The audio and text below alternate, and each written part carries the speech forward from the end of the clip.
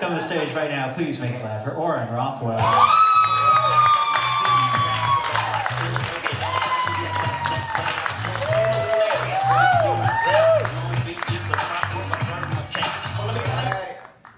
Yeah, I'm not a six-time champion of Jeopardy, honestly. I've never even been on the show and I've lost 4 times.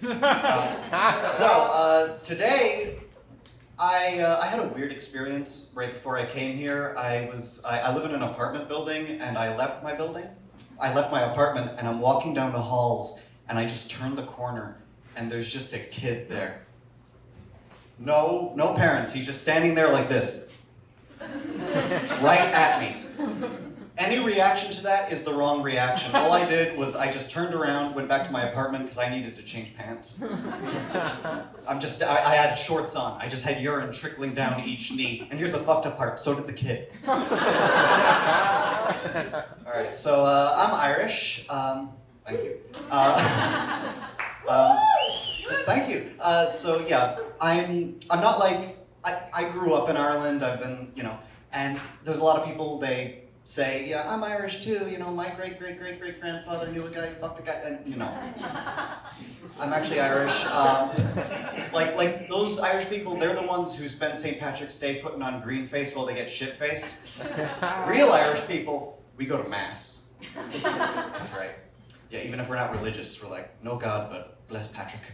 There's a lot of stereotypes. There's a lot of stereotypes about Irish people, the main one being that we're all alcoholics, which is ridiculous, because we're not. I mean, I am, but like, that's a No, I am an alcoholic. I'm going to be 6 months sober on Tuesday, though. So hopefully, we'll see how this goes. No, I went to rehab when I was 22 years old. I'm 23 now, and it's weird when you're that young in rehab, because the first guy I met there was like 70 years old. I was checking myself in, and I went and sat down, waiting for them to process my papers while I processed every decision I ever made in my life. And this 70-year-old guy just sits down right next to me, leans in my ear, and just goes, "Don't ever do fucking fentanyl." I was like, well, shit, man, why else would I be here? If there's one place I know I'm gonna find someone who can hook me up with some fentanyl, fucking rehab. But yeah, no, they come up to you all the time and they say, they just approach you, which is like in rehab, having a bunch of addicts approach you out of nowhere, that's the only place where that no one bats an eye. And where am I?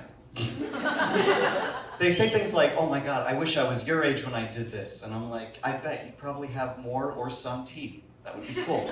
They call you an inspiration, which I'm like, okay, well, you should let my parents know. They have a slightly different perspective. And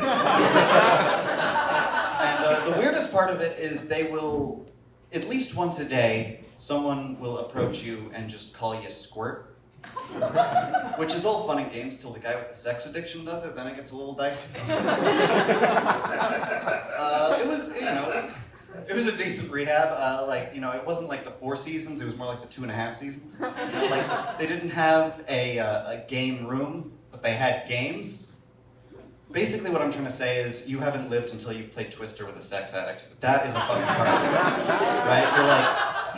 You're just there, you're like 3 moves in, you're down there in the crab position, he puts his right foot on green, next thing you know, you got this recovering sex addict just inadvertently relapsing on your chest. You're like, oh my God. He's like, sorry about that, squirt. Not you. Toothless can call me that, not you.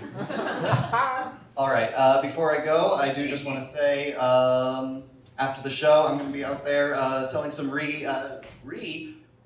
some fentanyl. So. First come, first serve. Thank you.